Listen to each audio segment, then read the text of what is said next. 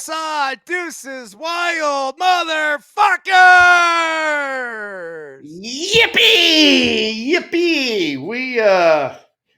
We got a lot to talk about tonight there, big boy, big boy. We do, Thrill. Yeah, it's unfortunately we're gonna have to start off with a really sad story out of the Dominican Republic, man. Octavio Dotel, a former teammate of mine, just a fun-loving dude. Uh, really sadly, he passed away, man. It's in a tragic incident that happened in the Dominican Republic. They were at a merengue concert at some kind of nightclub. The roof collapsed. There was people trapped. It was fucking awful, man. And I had heard that the hotel was uh, one of the victims. You know, some of them, they didn't know what was happening, right? Because they were trapped and they were transported to the hospital. And it was just a really horrific scene. And, you know, look, man, I could tell you about the hotel. And like I said, probably for a closer, one of the most cool, calm, and collected demeanors that you could possibly have out there. And whether he got the job done or not, what I loved about Dotel that it was just, I got you, Poppy. And dude, he didn't trip. And he was the same guy off the field as he was on the field. A fantastic teammate, somebody I not only got to spend time with when I was with the Oakland A's, but also in the Dominican Republic. So a double sky point to a teammate, dude. I mean, we're all brothers. Certainly, we lost one here today. Yeah, no, big fraternity baseball is, and you never want to lose a brother, especially like you said, somebody that you've got a history with, you played with. I actually faced him a bunch, so prayers go out to his family, and rest in peace, and keep chunking them fastballs up there, big boy. That's it, man. And as far as everyone else in the Dominican Republic, thoughts, prayers, love, everything headed your way.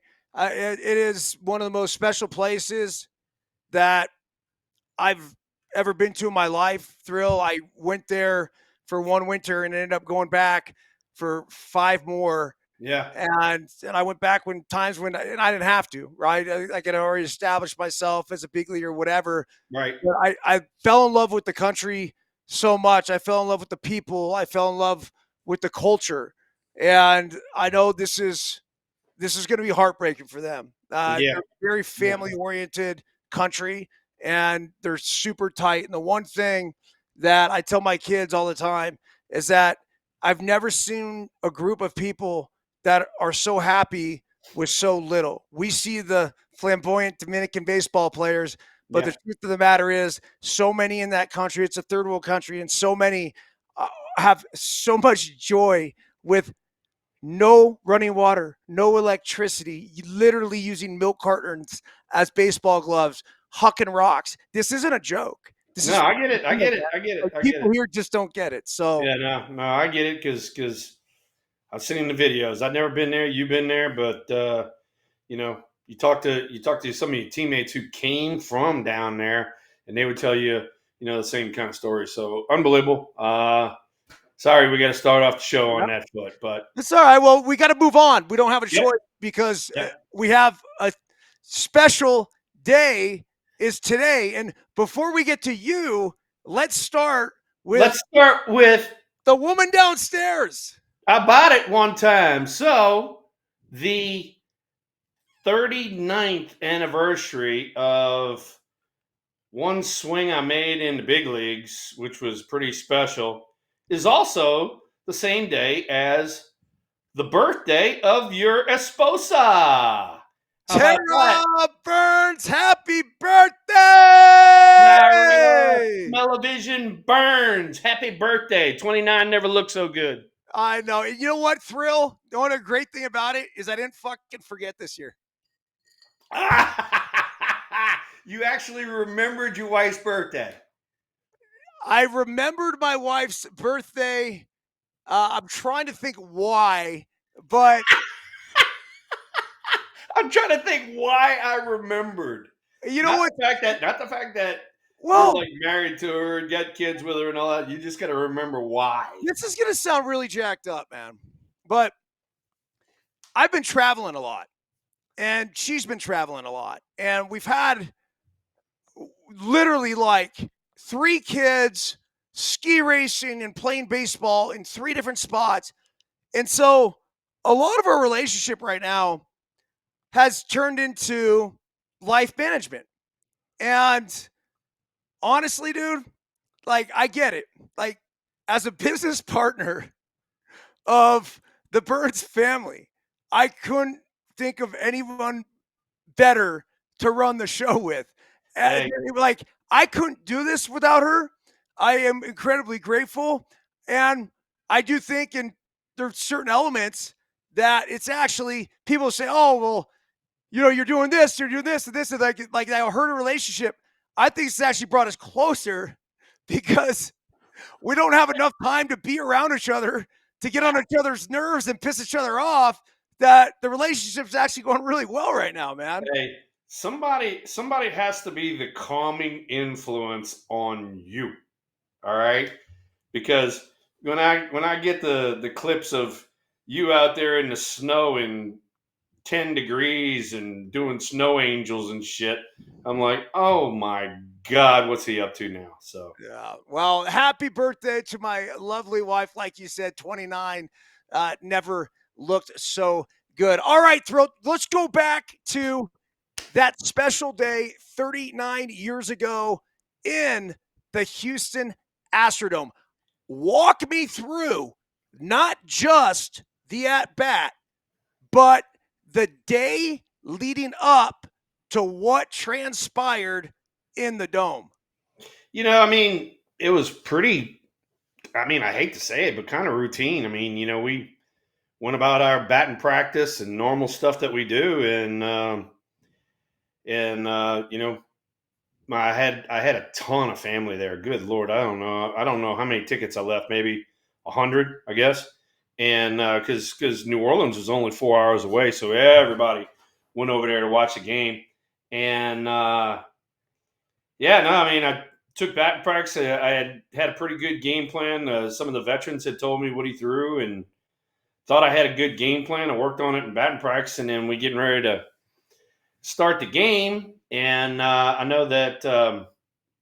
I come up to home plate, and my brother Scott, he's a little bitty dude back then, and there's a video of my at bat, and Scott said something like, "Come on, hit a home run," and my mom like tapped him on the shoulder and said, "Just hit the ball." He goes, "Just get a base hit," and I'll swear to God, it was the next freaking pitch. Then wacko, it was a 1-1 fastball, and as you well know, when you catch them good, you like, oh, I got that one pretty good, but nobody went out at the center field in the Astrodome, and that ball just shot out of center field in the Astrodome, and man, I was floating around the bases, baby, floating around, still got the tingling on the back of my neck. I got that video. It's saved on about 2 or 3 different spots, but in the Astrodome, when I hit that ball, it made the most god awful, I mean, just whack sound. And I mean, till this day, when I hear that sound, I'm like, that's what a home run's supposed to sound like. So there's an infamous story about Mike Krukow sitting on the bench, and you come in and you do your thing, right? You do the little point up to the family, which was just so cool. And then you go into the dugout. I don't know if it's high fives or whatever, and you sit down on the bench right after, and you sit next to Krukow. And the way Krukow tells it is, you're like, yeah, no big deal. It's just what I do. No, that's Kruko embellishing. Matter of fact, I wasn't sitting next to Kruko. I was sitting next to Chili Davis. And I don't know, this calm came over me, and I looked at Chili and I go, I go, he's gonna drill me next time. He goes, oh hell yeah. And I go, oh, one of these numbers. And next time up there, he was in his windup, and I was like, I was on the way down. On the way down, I was out of there. So what happened that next at bat? Do you remember? Oh, he buzzed my tower. I don't remember what I did after that, but I know the first pitch he buzzed the tower. So One of the things I do remember about that at bat was he threw you a first pitch curveball.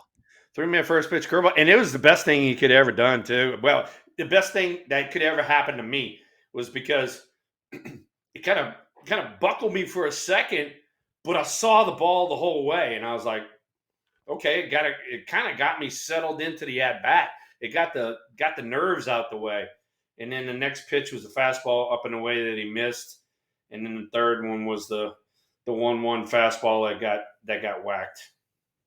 So I was 10 years old, and I was playing in a Little League game that night at Ford Field in Portola Valley. I was playing for Maurice, just a legendary team. So each day before I would go play my game, I would have my mom take me down to Malibu Grand Prix in Redwood City and take batting practice. No. They had the batting cages there. They had the race cars okay, too, all right. but they had the batting cages. So we were on our way to Malibu Grand Prix to take pregame batting practice for my game that I was going to play in that night. And we're driving in her station wagon. And on the back of her station wagon, the license plate said wagon for kid. It was so fucking embarrassing. So I end up like, I was just obsessed with baseball, and I was obsessed with the Giants. And I knew who you were, but obviously it's not the way it is now, right? It was like, hey, man, this is the first round pick. Right. The Giants, he's coming up, and it's Will Clark. And it's not Jack Clark. This is Will Clark type of thing.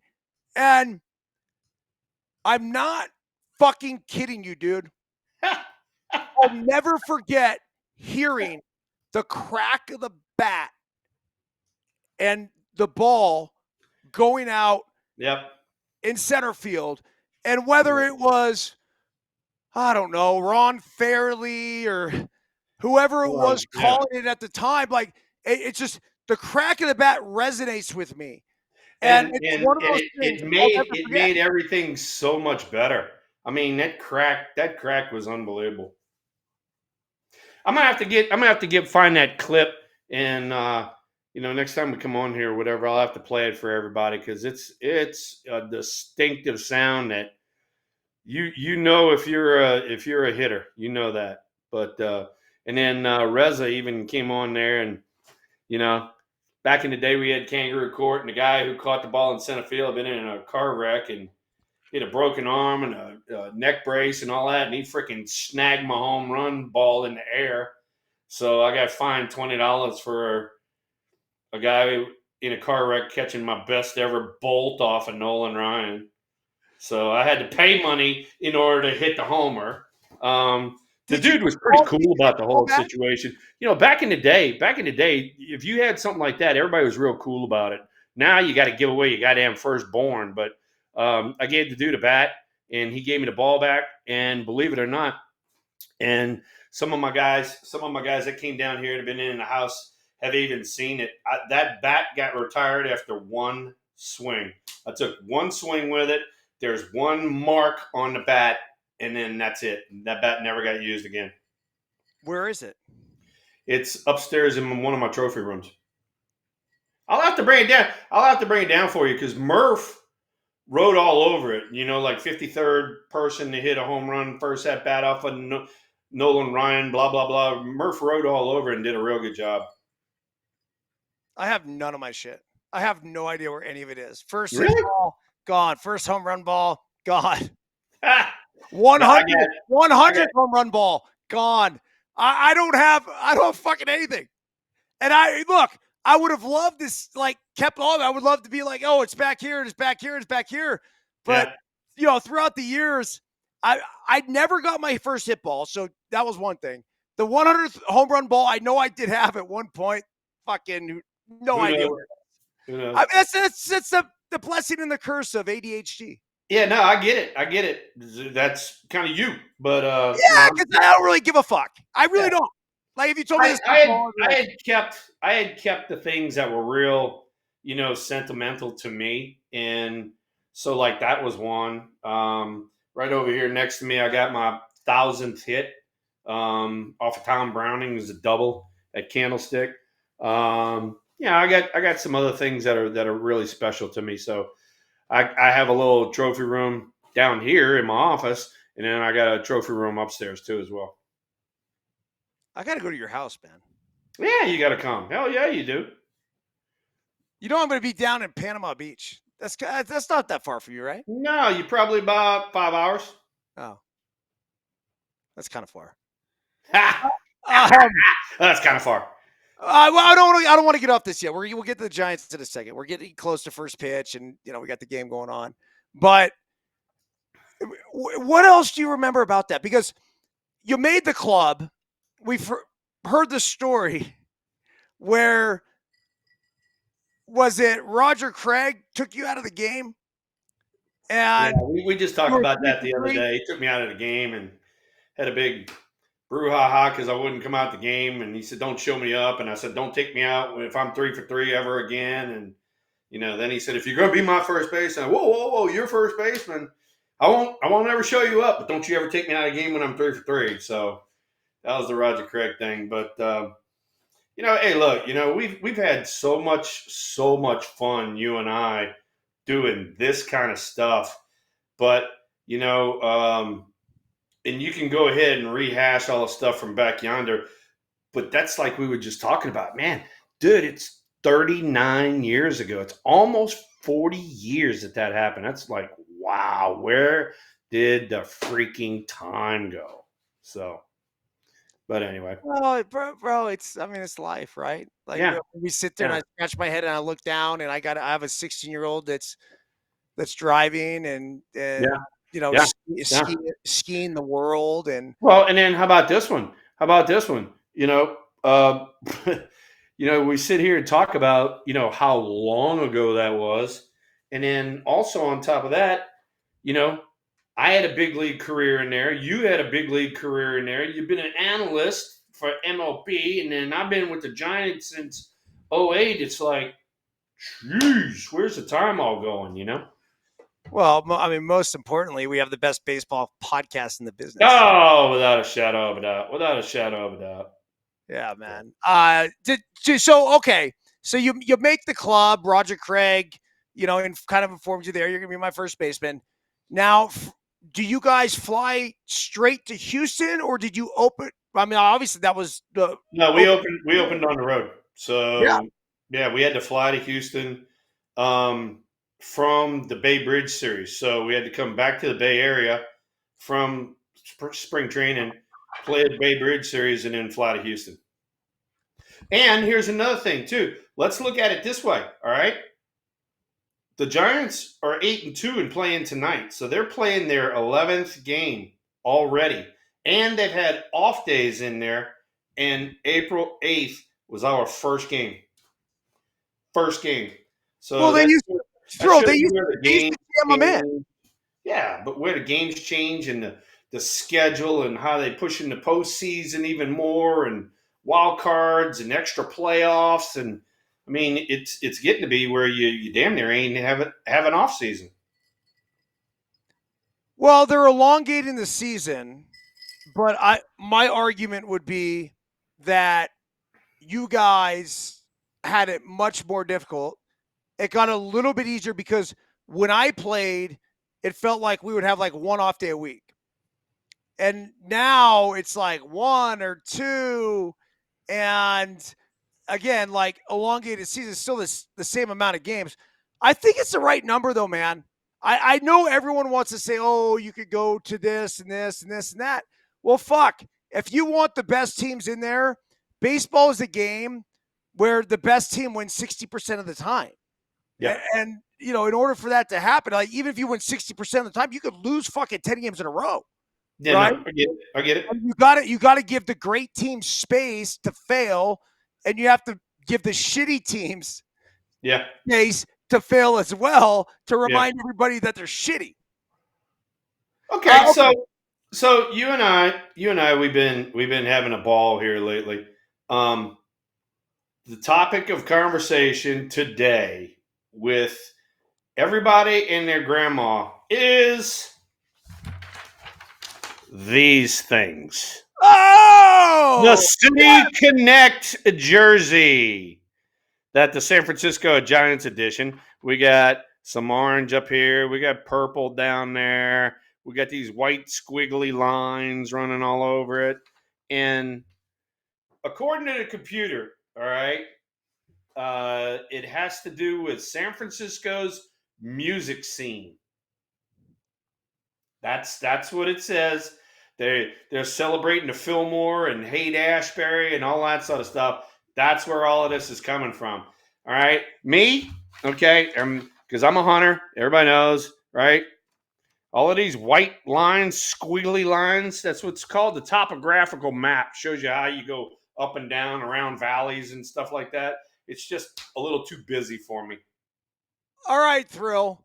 Like you said, it was a celebration of the San Francisco music scene. It also seems to be some sort of celebration to the San Francisco psychedelic I think you are definitely correct when it has to do with psychedelic somewhere in there. Well, then that brings up the question, and obviously, we're we're pretty open minded here at Deuces Wild.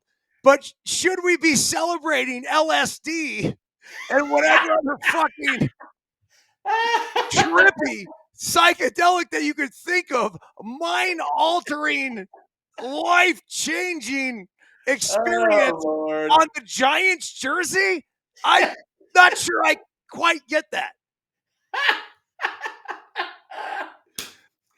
All right. I don't All I don't right. know what to say, dude. I really don't. Our City Connect jerseys have a link to acid and That's what? the fucking truth. Well, that's what they I mean, celebrate. I'm just telling we're you. putting hate Ashbury. We're celebrating hate Ashbury. I mean, Hey, Haight Ashbury is it's an iconic place, and the Fillmore and the live performances and everything. Dude, trust me, I just played in a celebrity pickleball thing there in San Francisco. It was awesome, and I love the Fillmore, and I love San Francisco in a lot of respects. I'm not sure that the Giants uniform is the exact place to celebrate exactly what a lot of that scene was. And then on the patch, it says 1958, which was the first year that the Giants came to San Francisco. But look, dude, the 50s and 60s were two very different eras. And so we had you think? 1958 with the psychedelic shit there. It's a little confusing, which I guess you could say San Francisco's kind of a confusing city. So I don't hate the actual appearance of the jersey as much as you do. I'm like, yeah, it's kind of I don't cool. hate it. I don't hate it. It's really busy. So Well, you the go last, from no, seriously. You go from the freaking ice cream salesman jerseys, the orange and white ones, with the golden gate on it, pretty plain, and then this one has purple and orange and squiggly lines and patches that are flower children type of patches, and I mean, got all kinds of stuff all over it. So hey, it is what it is. I mean, if you wanted to put like marijuana leaves and fucking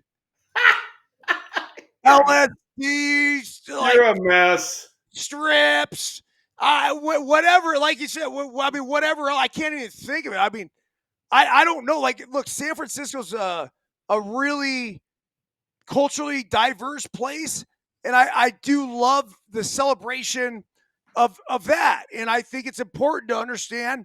Look, this is our city. It's what it is. But I do think there's something in the baseball world that is really romantic about throwbacks. So, like, we're trying so hard to be this futuristic. Maybe we're celebrating the past. Maybe we're trying to fucking get into the future. But I don't know. How about some 1912 or New York Hey, Giants throwbacks, and we can just wear those every fucking Friday? Hey, we even talked about it. We even talked about it because we had the turn black the clock jerseys like every year, and Yeah. some of them were cool as shit. You know, Yeah. wearing the stuff from like the 1912s and the 1920s and all that. I enjoyed the hell out of it. And on top of that, it was because I'm wearing wool in Candlestick when it's freezing ass cold. So Yeah. you probably couldn't It do kept it that, but you warm. could use the colors if you wanted to. Um, but yeah, I don't know. I don't know. And you know what? You and I sit there and talk about it, and it's baseball. Every time you look at the computer, you look at the TV, whatever you're looking at, baseball is one of those deals when you walk out there every night, anybody can beat anybody. And so the reason I'm bringing that up is because you know, you and I talked about it. The Dodgers and they're on a roll and blah blah blah blah. They go into Washington and they lose 2 games in a row. They lost yesterday and they lost tonight 8-2. So who'd have thunk that the Washington Nationals were going to win a series against the Dodgers? And here's another one. Before the season started, everybody's passing this along and passing that along.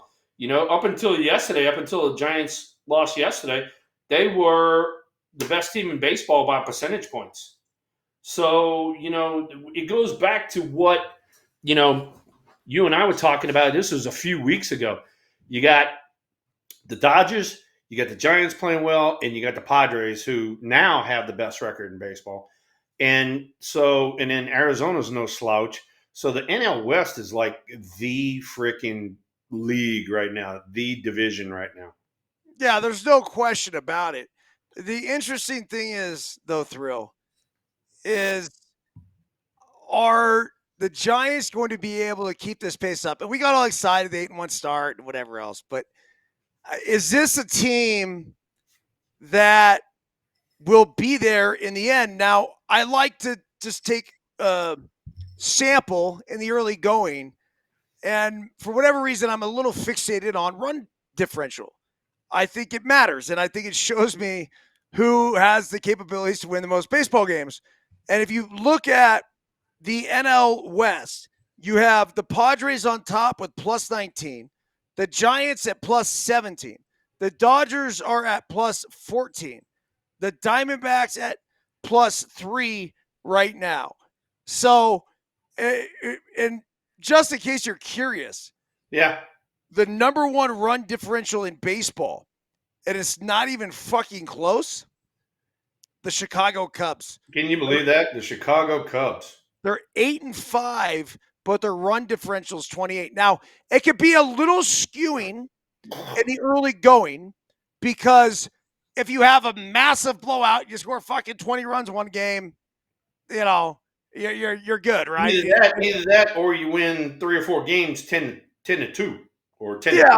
3. So it could be skewed though. Yeah, I certainly think it'd be, especially when they put position players in the pitch and whatever else. correct. But here's the thing, and I'm looking at it right now. Since I got it up, I mean, the NL West was doing extremely well. The league up until this last weekend, believe it or not, the league that was taking a beating was the AL Central. They had only had one team that had more than 2 wins. So, bro, the AL Central is fucking dog shit, man. Yeah, and Detroit got hot since before the weekend. They won 5 in a row, so now they're 7-4. But they had you talk about Kansas City's a good team, Cleveland's a good team.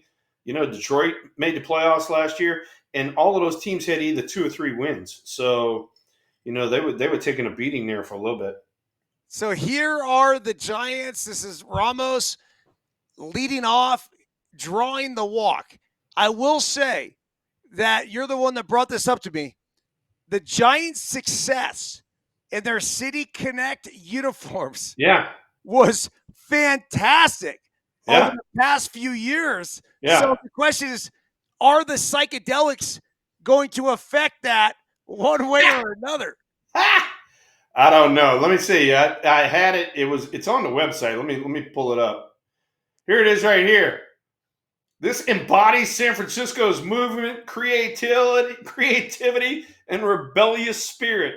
The Giant's chest script is similarly influenced by psychedelic posters and is meant to flow like the rhythm and energy of the city. Do they not Yeah, understand? man. They just don't get it.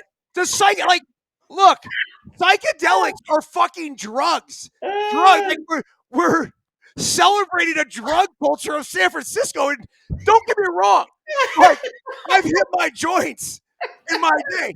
I've actually never taken shrooms, no psychedelics, nothing too crazy. I've smoked a little weed, but Oh my god. dude, I can't believe this is actually happening on a big league jersey. How Major League Baseball let this happen is fucking beyond me. It is. Unbelievable. Oh, and by the way, I just pulled it up. They were 30 and 16 in the other City Connect jerseys. So hopefully it translates over and they do well with it. So here's Willie Adames, and he's got a 3-2 count. Adames has been fantastic. Well, if you look at the number 220, but dude, opening day, he had the game winning walk-off knock yeah. in his first game as a San Francisco Giant. I can't think. I'd love to go back and do the research. I'm sure they probably already did. How many times has that ever happened? You know, we even talking about it, and Linda brought it up just now. Ah, geez, double Safe flip. in second. Watch this. It's fucking crazy. So he had to have been running. This is why you put the runner in motion. I like putting a runner in motion. Dude, like fuck yeah. If you strike out, you strike out. It's like Yeah. it's up to the hitter to put the ball in play. But here's the thing, you know, with a pitch like that, if I do get a ball in the gap, I know I got a cheap RBI too. You know? Oh, dude, look at this. Like he was safe at second. I mean, what a terrible job of television going to some dumbass Nick Lodolo graphic they decided they were going to go to.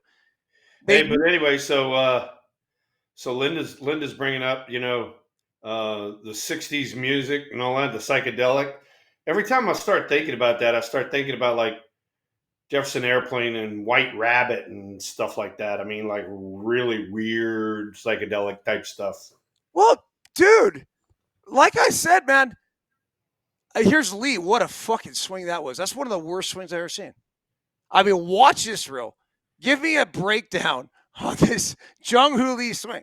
This is fantastic. I'm not sure I've seen a big leaguer, take a hack like this. What was this? Was it Get Fooled or something? I don't know what. Well, look at Chapman, dude, with that fucking dirty ass mustache. That By the way, it must be going around. I don't know if it's the Eric Byrnes disease or what, but freaking Logan Webb was featuring a freaking dirt squirrel yesterday too. Oh, I love it. I love it. And you know what, Chapman? You know what he looks like in that psychedelic jersey with that mustache? I mean, this guy is straight out of like, you know, a really early edition of a 1970s porno movie. Look at him, man. Dirk Diggler, baby. Dirk Diggler. Let's see if he can pick Ramos up. Driven deep left field. Back it goes. Never mind. It's a can of shit. Everybody stands. You notice how everybody stands up like immediate, like that ball's gone. Except you watch the hitter. The hitter's going to tell you every time, oh shit, I didn't get that one. Or he'll say, ooh, I got that one. I could tell he didn't get it. Like it wasn't the excited jump up. It was like, fuck, I just missed it. Yeah. I like the swing though. Maybe if he got jammed a little bit appeared. But maybe if he had the torpedo bat. Here we go. Don't go there. Don't go there. Let's celebrate for a second. I'm going to pour myself a half a shot. Let's celebrate What are we celebrating? Tara's birthday and your anniversary. Tara's birthday and 39 years of one swing. 39 years of One Swing, Tara's anniversary, and our torpedo bat clip that went viral. I love it. Since then, I've had like 15 people ask me, "What's your opinion on torpedo bats?" And I tell them the same thing. I'm like, "Go check it out on freaking No Filter Network Yeah. on TikTok and all that." And they go, "What?" I go, "I do a podcast, and me and EB talked about it." And so I got people that are like texting me, going, "Dude, that's hysterical." And I go, "We do it every week, dude. Every week." Bro, it's so fucking good, man. It reminds me like, and don't get me wrong, like I put out like maybe three or four others, and they're all good, but it takes one to hit every now and again to reach an entirely new audience. That's what I love about it. Yeah, no, I get it. Hey, while we sitting here talking, we even got talking about everybody else in the division, but I know that one of the guys that you and I like to watch, even though he's in opposition against us, is Jackson Merrill, and he just signed a 9-year, $135 million contract. I don't know, a few days ago. And then today, believe it or not, the Padres put him on the DL, IL, whatever the shit you want to call it, because he pulled a hammy. So one of the things, you don't ever wish anything bad on a guy, but Jackson Merrill is a big part of that Padres offense over there. Oh, he's huge, man. So, What do you got here on? What we got? Landon Roop. Landon Root. All right, what you're going to feature here is heavy sinker, 94, 95, somewhere in that vicinity sometimes, over the top curveball, and he's been working on a changeup and a cutter. So changeup and cutter have been things that he worked on. That's the breaking ball right there. And Landon likes to work quick. He's kind of like a Logan Webb in same kind of basic pitch selection, and he's figuring it out. He had a pretty good spring training. He beat out Hayden Birdsong in spring training to become a starter, and now he's trying to lower his 6 ERA. That's a good place to start. I just like so this one right here, all right. So this is a perfect example. He threw that curveball down and into a lefty. Lefty's way out in front, hooks it in the dugout over there. This would be a perfect opportunity to go down the way of changeup. He did, and what a great piece of hitting. Yeah. Right? I mean, give Gavin Lux a little bit of credit. All right, No, so that was actually a good at bat, but Gavin Lux is probably thinking the same thing that you and I were thinking right there. All right, I was way out in front of that. He's going to throw something slower now. Gradient accents, glove patch, music icons, headliners, sound waves, script and motion. Do they not understand that this is a massive celebration of drugs? And you know what? They should just have a fucking weed garden and fully embrace everything there.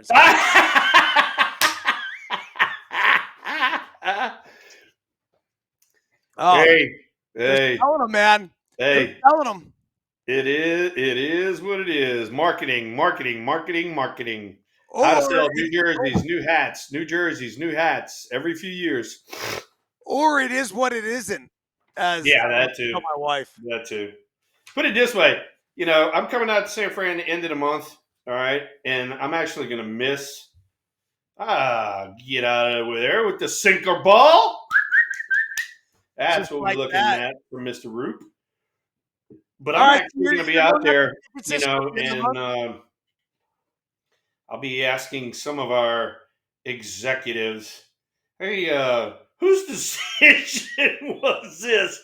And when you made this decision, were you high as a kite or drunk off your ass or what? And I'm telling you right now, don't think that I'm not going to get a freaking topographic map and and freaking bring it to him and go, does this look similar to our jerseys? Well, bro, you know as well as I know. Like Buster Posey had fucking nothing to do with it. Oh, you know No, Buster had nothing to do with it. Buster's just no. sitting there shaking his head.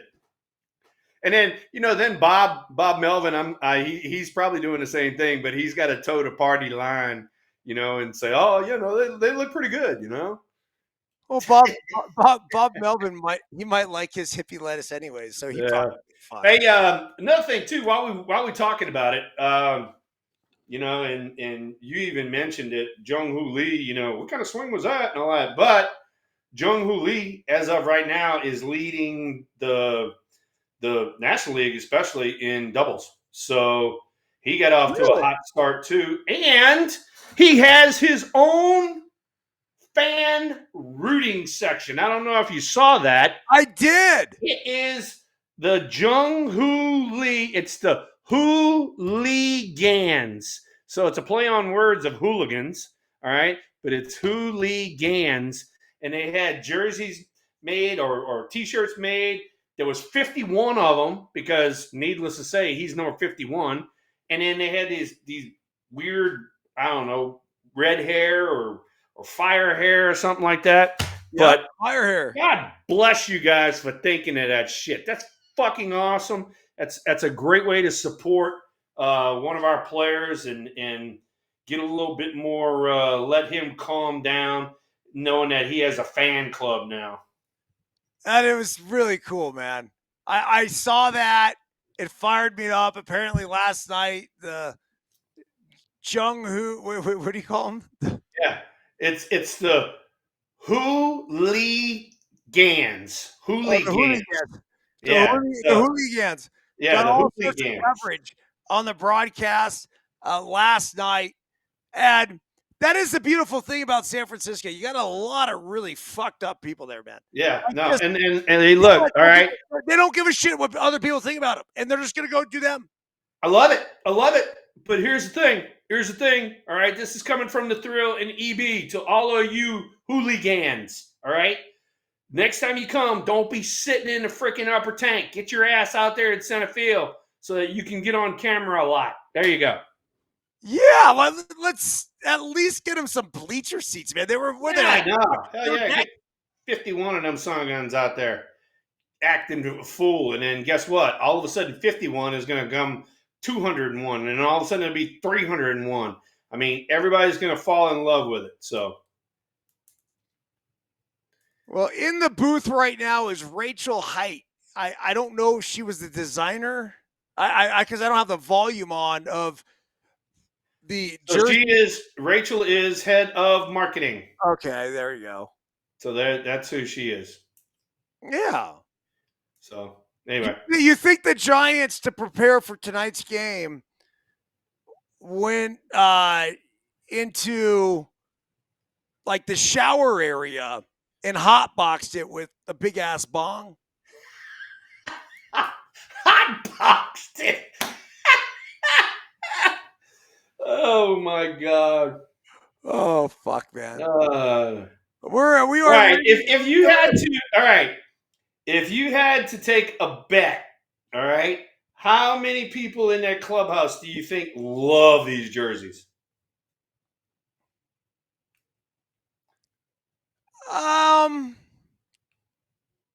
I think they're probably 50-50. I know this generation. Okay. And this goes down to like the let them play kids and everything. All right, I got you. If they feel something's drippy, like they don't give a shit. Like they're not looking at it like we're looking at it.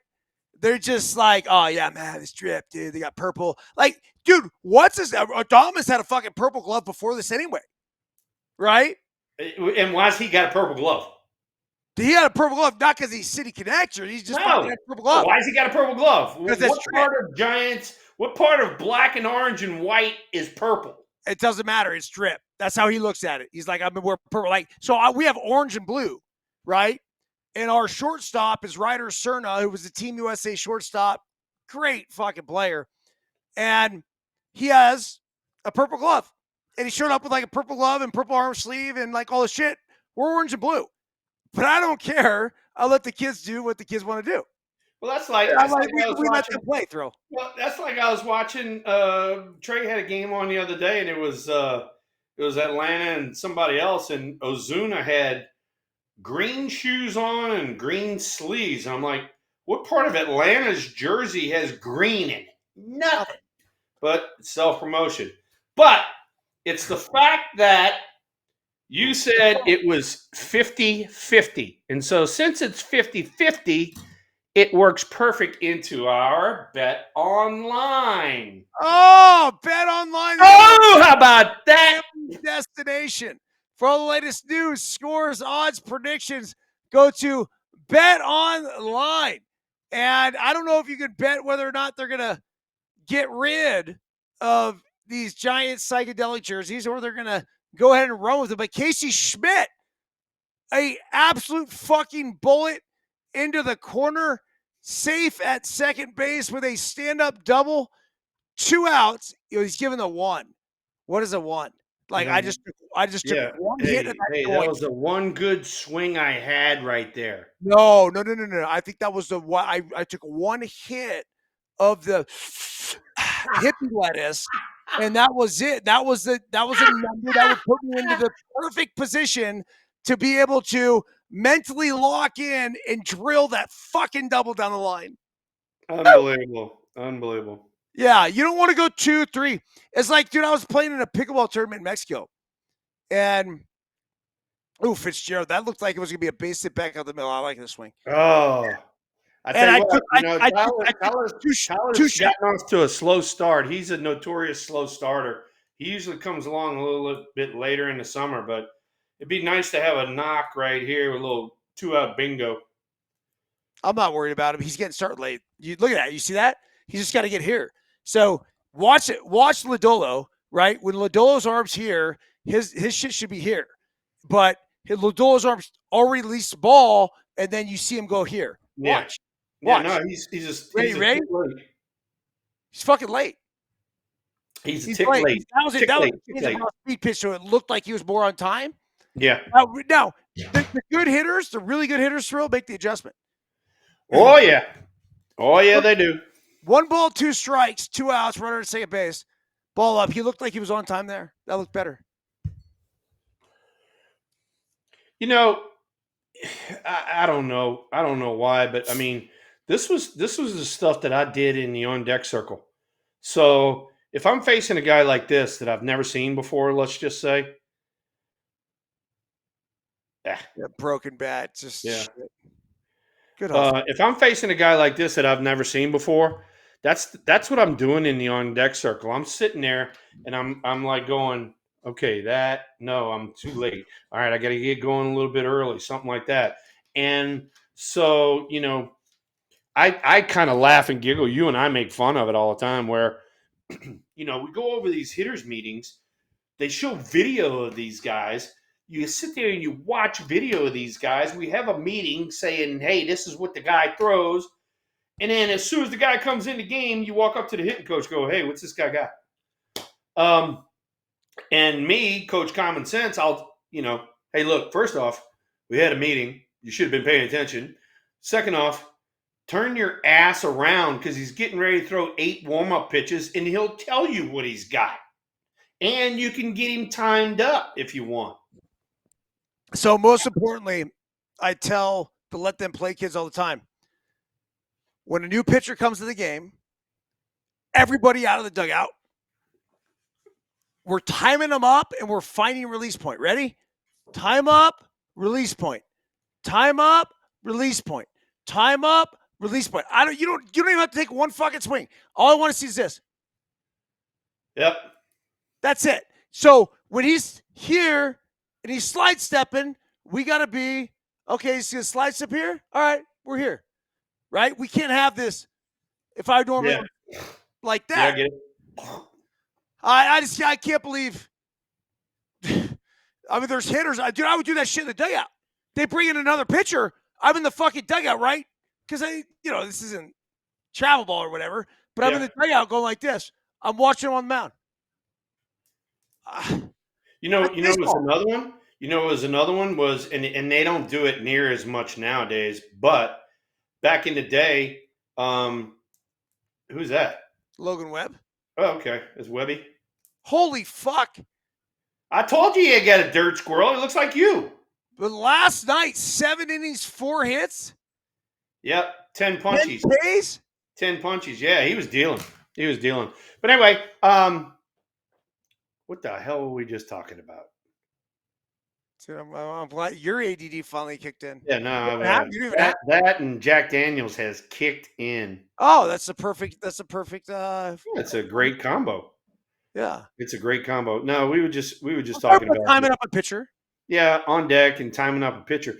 The thing that I wanted to know, I didn't want to know velocity. I don't have to know velocity. All Really? right. I do not have to know that. When I'm sitting there and I'm in the on deck circle and I'm watching a guy, I'm like, all right, that's 91, 92. All right, that's 94, 95. All right, that's cutting it loose, right? But the one thing that I did want to know, and there were certain guys, and you know these guys too, there are guys that are like sneaky. And I'm like, hey, did that ball get on you? You didn't have like really good swings off of him. And he's like, yeah, it was a little tough to pick him up because he's not coming out of here. He's coming out over here and stuff like that. That's what I wanted to know. And that's good. I did want to know velocity, but I would ask this: like, are we dealing with 90 to 92, or are we doing 92 to 94? Are we dealing with 94 to 96, 96 to 98? And I would go up in like because no pitch is that exact number, right? So I wanted a wide range of what I could expect from the pitcher. I Yeah. also, like you, wanted to know what kind of movement are we dealing with? Do we have a lot of two seam action, which Yeah. is going to dive down and into me? Do we have four seam action, which is going to ride up and away, or is it that cut? So those are the three, at least when it comes to the variations of fastballs that we were going to be dealing with. Yeah. Yeah. Ah. Base hit up the middle. So there's no outs. Yeah, you're not sending them there. Was that Fraley that got that hit? That was Fraley, yeah. I don't know if you saw it the other night. There's a ball that went by him in the outfield. Steer hit a sinker. He jumped on a first pitch sinker. I don't know what Fraley hit just there. I wasn't able to look. I mean, this get up here, like, do I like the look of that? Like, I do. But the question just becomes, hey, does the jacket have the white lines on it too? no. Oh, he's bunting? And he ran? Fraley steals second base. So Fraley had a ball get by him, and then he jogged after it. And Cincinnati fans just fucking blew him up, dude. It was bad. I was paying attention. I thought about putting a video together on it. I didn't. When was this? It was like fucking 2 days ago. Oh, okay. Like this just happened. Well, I thought he went after it, but the thing was like once the ball got by him, the guy was getting a fucking triple, right? Like so that was, and they made it like a big deal, like he let an extra run score. That didn't happen. Oh, what a fucking play by Adames! Holy shit! Wow, awesome. Now it's gonna score a run. But Willie Adames at shortstop right here to stay on his feet to be able to make that play throw is huge. Yeah. Now with one out right here, I would have to say bottom of the order. Well, is it bottom of the order, or top of the order? Let me see. TJ, it's top of the order, leadoff hitter Friedel. I'd have to say we're going to move the infield in if I had to guess right here. Yeah, the way the series has gone so far, right? Yeah. I mean, was it 2-0 yesterday? Yeah, it was 2-0. They didn't score till the 8th, and there weren't too many hits in that whole damn game. Who the fuck pitched for the Reds? Hunter Green? Hunter Green. And he went 8 and got the W. Wow. And then he went out. Then he went out for the 9th, and he gave up a walk and a knock with like 2 outs, and then I think they came and got him. Really? Mm-hmm. Oh, well, infield in thrill. You called it, man. Holy shit. This is why they pay you the big bucks. Boom. Boom. You got a sinker baller on the mound with the leadoff guy who probably can run. He's not trying to get the ball in the air. Move the infield in so that you can cut the runoff. You're not going to get this shit anywhere else but on DEUCES WILD here at No Filter Network. Da-da-da! This is why we deserve to be the number one podcast in the baseball game. That's a fucking strike, and yes, it's called. All right, Rupert, come on now. Come on, make some pitches right here. Get out of this. Just keep it to a single digit, not a crooked number. Come on. You got this. So if there's one question I got to ask Logan Webb, look at that. That's filthy. All right, after that swing right there, you're getting another one of them. My question would be, when you put on this alternative City Connect, the Giants uniform, do you feel like you need to get high on some sort of drug? Oh, shit. He threw two really good ones and then hung one. Yeah, it's a can of shit, though. Yeah, it's can of shit, but he's lucky because that's got to be a better 0-2 pitch than that. All right, well, we got out of it with a single run. That is able to get back with one swing of the bat.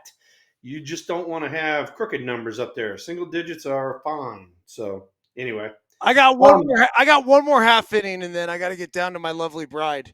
Yeah, I mean, it's her birthday. You got to go celebrate. How's the chat? How's the chat firing? Chat has been fired up pretty solid the whole night. We got a lot of new people in here, and yeah, they put it this way. We had a lot of guesses on EB's ETA, and Stephen Luker even said you were coming on at 8:30. I mean, come on, Luker. What the fuck, man? I mean, come on. I told him, I said, Luke, you're going a little out on the wing there. Anyway. Well, here, I'll give you guys some insight to No Filter Network. After an hour, so if I set the show at 6:05, which I do, every show is set for 6:05. The latest possible I could come on without the show being canceled is 7:05. Knowing that Thrill is always not only on time, but loves to get in there and get in the chat earlier. You'll never see me more than 10 minutes late. I don't think I've ever been more than 10 minutes late, ever. Today you came on at 8:14 is when you and I started talking, and it took about 5 or 6 more minutes for us to come on. Yeah, well. So, anyway. Dude, bro, did the fucking Beatles ever come on stage at 8 o'clock for the 8 o'clock concert? That's not what we do, man. Garth Brooks was not look, fucking 9 o'clock for the 9 p.m. It wasn't happening. Look, we are going to do this from now on, okay? I don't know which one of you guys in the chat room we're going to do. We're going to start having a bet online EB ETA. Somebody's got to win this pot. We got to start this up. Come on, y'all figure it out. But I think the latest it's ever been, it's got to be within 10 minutes. Here's Sam Huff.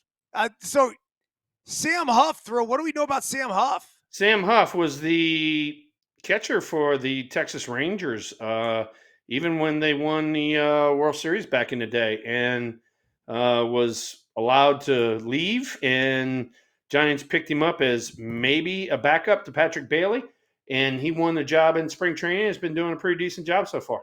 I like his approach at the plate, dude. He looks really quiet. Big, tall guy too. He's not a little dude. He's a big guy. So right. He went oppo on that one, almost got in the fucking bay. Yep. Ow. Looks like he stays connected really well. I don't know. Let's do some Sam Huff research. What's he gonna throw right here? Maybe a cutter in after he went change up away. Everything fucking moves with Lodolo. What a nice piece of hit. Look where the fucking first baseman was playing. No, that was a second baseman. No, that was first baseman. That was first baseman's over there? Yeah. That was the first baseman. Dude. Second baseman was over the second base bag. Good job there, Sam. Very nice job of hitting right there. All right, coming around. It's crazy how we watch one guy. I see him take one pitch, foul one pitch off. I'm like, fuck, I like him. Yeah. Like this, Yeah, no, scouting's not hard. no. Well, and then here we go with Mr. Ramos. Let's see how he handles this second at bat. What a Ooh, pitch, dude! ooh. Lodolo's nasty. I've watched him and I've been on him for a few years now. That pitch right there, You don't. the older I got, the more I looked for those. And I, oh, it's that like first him, man. pitch, just get me over piece of shit breaking ball that don't break too much. They stay out over the plate because he's trying to get a cheap strike. And those balls later in my career, I actually looked for those balls and tried to hammer them. Yeah, I mean, it was a little, and I'd have to see it more from this angle, but it ended up on the inside corner, and that's how he But got the that's call. what I'm saying. I mean, here you are as a right-handed hitter, and he's throwing a little flippy nothing breaking ball up there. And oh, by the way, the ball flies out of left center at Oracle. That would be a great pitch to swing at instead of that pitch he just swung at right there. Instead of the filthy 1-2 changeup. Yeah, Fucking instead of the filthy one that's biting down and away from you. I know, I know. Yep. Hey, one other thing too, while we're talking before you have to leave, we talked about Jackson Merrill, but how about Vlad Jr.? 14 years, 500 million. How about that contract? Well, it's about time the Blue Jays signed their own. They kept trying to sign everybody else, yet they didn't lock up Vlad. They should have spent their time, energy, and effort doing this with Vlad 2-3 years ago. At least. It wouldn't have At cost them least. 500 fucking million. Yeah. And look, I mean, Vlad, if you ask me personally, I mean, Vlad and Jackson Merrill are, the kind of up and coming young guys and all that. One gets signed for 500 million, the other one gets signed for 135 million. That's what would have happened, like you said, if you'd have signed Vlad a few years back.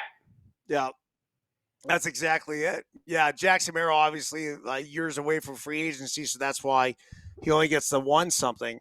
But Vlad, I mean, he just locked up generations of wealth for the Guerrero family. Not that they even needed it. I feel like Vlad Senior probably made a good chunk of change in his career as well. Yeah. Yeah. All right, so 2 strikeouts. Adames is gone, and now you have Jung-Hoo Lee, who had one of the worst swings I've ever seen in my entire life. His last at bat against Lodolo. So I don't have a ton of confidence right here. I mean, can we put Sam Huff in motion? Can he run at all? Just go No. first move. No, he's a catcher. Yeah, fuck, go first move. He's safe at second. That's a broken bat. That was a broken bat. I didn't see it. Yeah, it's shattered. I tell you what, just looking at Lodolo, he's a perfect look backwards guy. You know, if he's ahead in the count, you're gonna get heaters in and changeups down and away. If he's behind in the count, where you're ahead as a hitter, you're gonna get a lot of off speed stuff. Yeah. Thrill, any other thoughts tonight? Anything else you want to get into before I No, no. get I on mean, and hey, celebrate look, my life?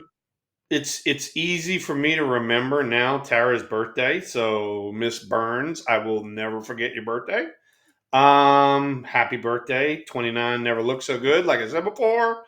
And yeah, no, I think that you and I had a lot of fun with the City Connect stuff. That was So that good. was a hoot, laughing and giggling, cutting up. And then yeah, I mean, I'm hoping the Giants come back and win this ball game, but in the long run, dude, coming out the gate 8-2, man, hey, tip of the cap to Bob Melvin, Buster Posey, and the guys in the clubhouse. They're in a position that nobody thought that they were going to be in.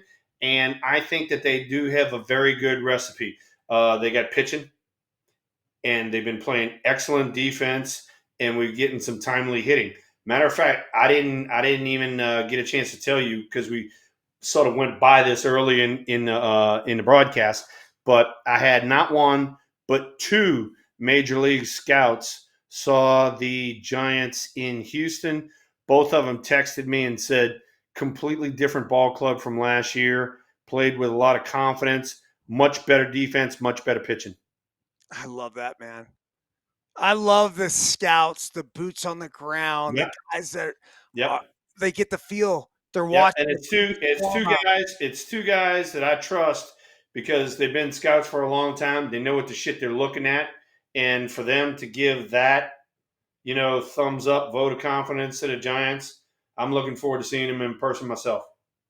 Well, Steven Luker just came on here. And Luke in the chat room said, according to Perfect Game, Sam Huff can play first base, third base, as well as catcher. Luke, thanks for the fantastic inside info. No problem. Here, I found Mike's lost cousin last week, and I sent it to Mike. Let me find it.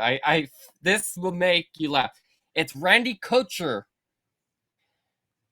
Randy Kutcher, I have him in my phone. He was a teammate. Yeah, so he's a high school coach now, and then see, look. Oh, it's Battleborn Mike. See, doesn't that look like Battleborn? Yeah. Oh my God, Luke.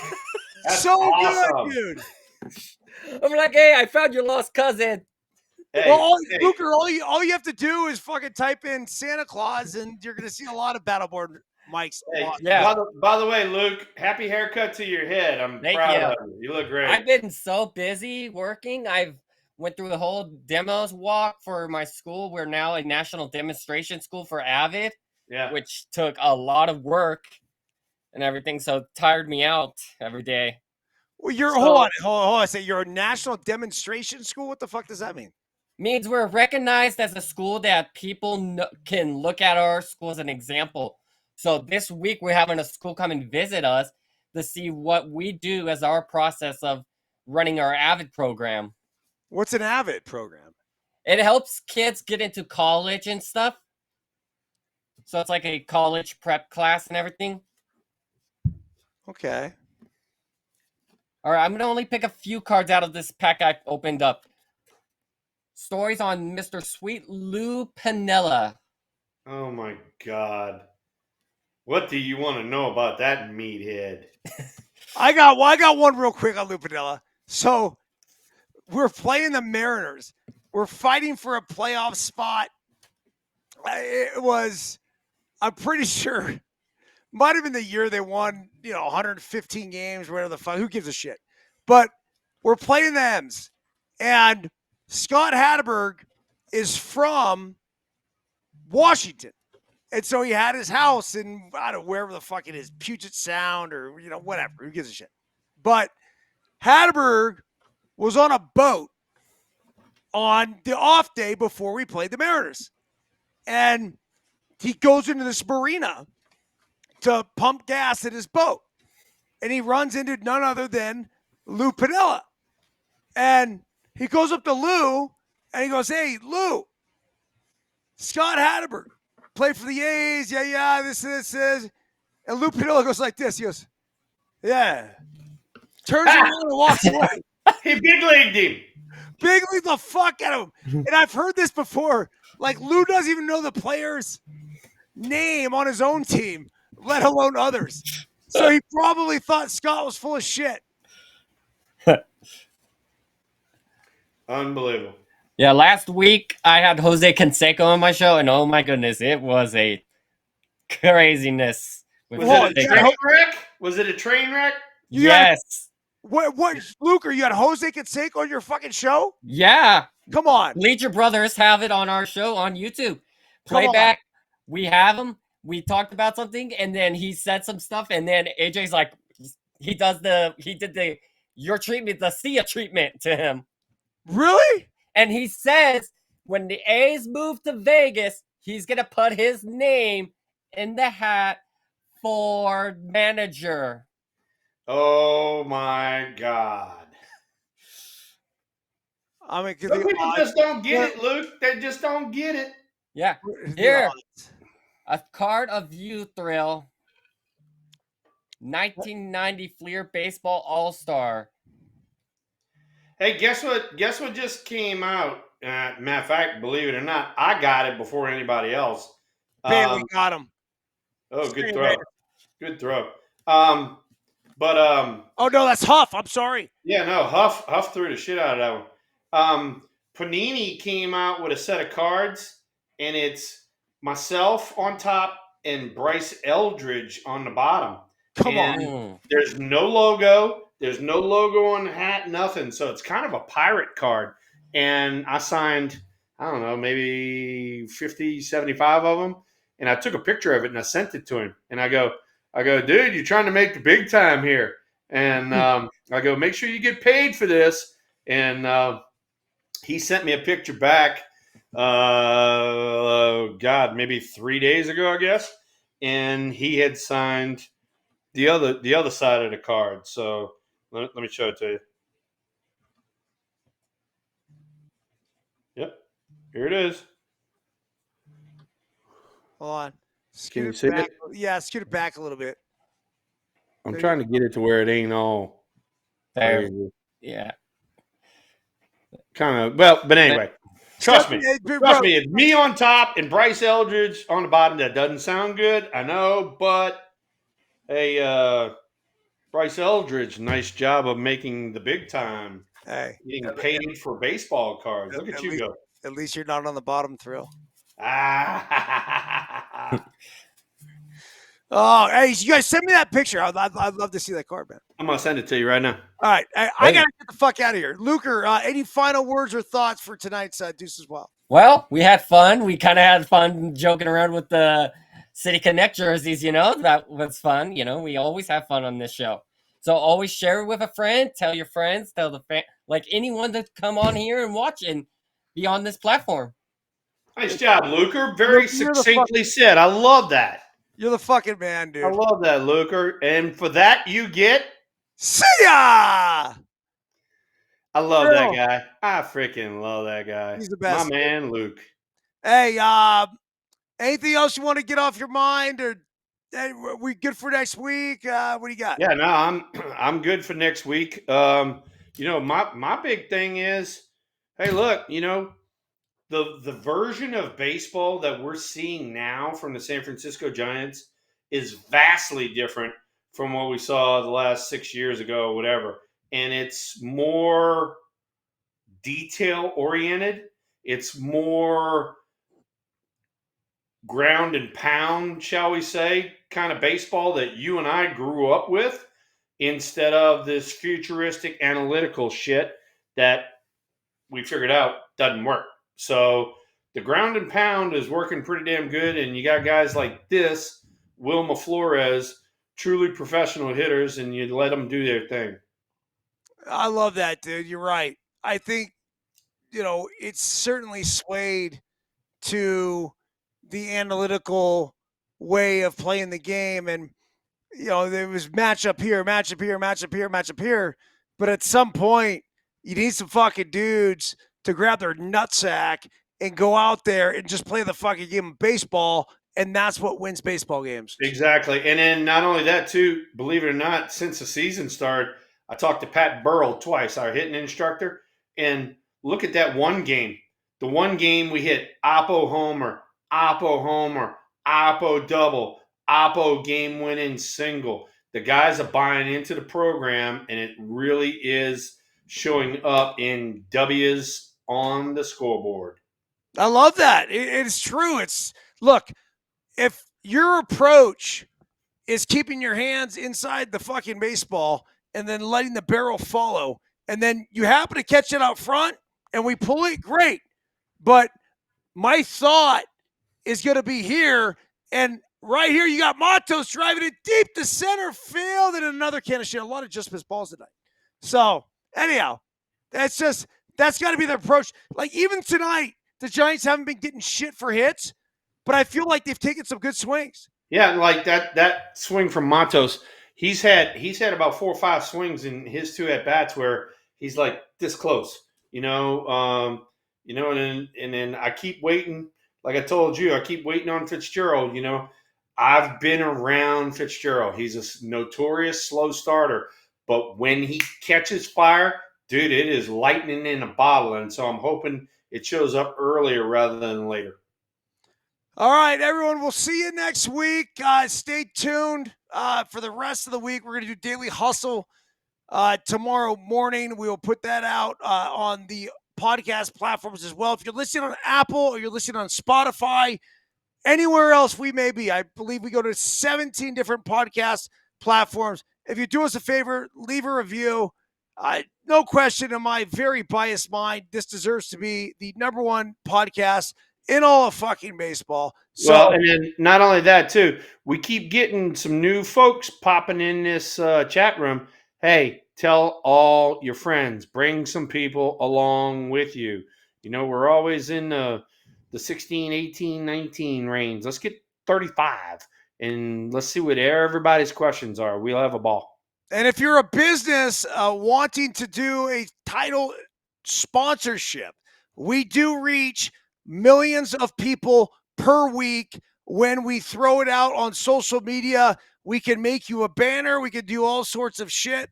That's a Steelhead, guys. It worked out fucking brilliantly for them.